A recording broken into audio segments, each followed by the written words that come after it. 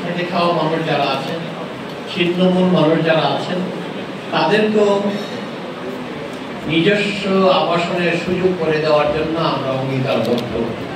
যেমন হচ্ছে শেখ হাসিনার সরকার সেই লক্ষ্যে কাজ করে যাচ্ছেন, এটা আপনারা জানেন। আপনার এসটিপি বলে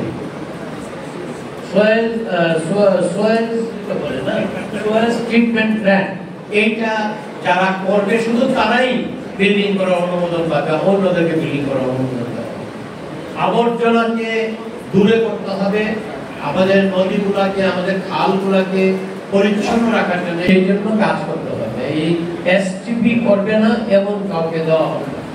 মহোদয় যদি বলেন যে আমি আপনাদেরকে পানির কানেকশন দেব না, আমি আপনাদেরকে বিল্ডিং এর পারমিশন দেব না, এখন এটা আমরা রাজুক থেকে আরম্ভ করে পিডব্লিউডি থেকে আরম্ভ করে জাতীয় গৃহায়ণ কর্তৃপক্ষ থেকে আরম্ভ করে সবার জন্য এটা এখন বাধ্যতামূলক করে দেওয়া হয়েছে যে আপনারা এছাড়া কোনো পারমিশন দেবেন।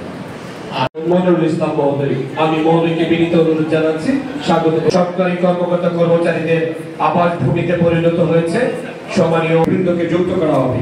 প্রথমে মাননীয় প্রধান অতিথি যুদ্ধাহত মন্ত্রণালয়ের মাননীয় মন্ত্রী জনাব নওয়াব ওবায়দুল হক।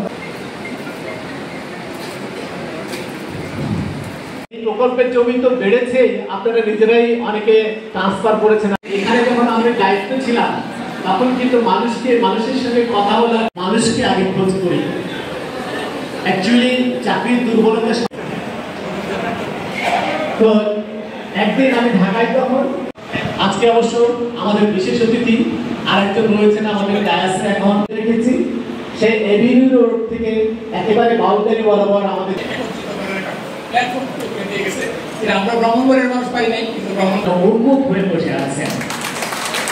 আমি অ্যাকচুয়ালি ব্রাহ্মণবাড়িয়া একটি হাউজিং প্রজেক্ট যেটা শুরু হয়েছিল ডক্টর মোহাম্মদ মোশাররফ হোসেন বর্তমান কর্মকর্তা কর্মচারী এবং এই সমিতির সদস্যবৃন্দ, মানুষের নিরাপদ থাকা। সুপ্রিয় সুধী, এই সরকারি তাকে ক্রেস্ট প্রদান করবেন এএসএম মুসা, অতিরিক্ত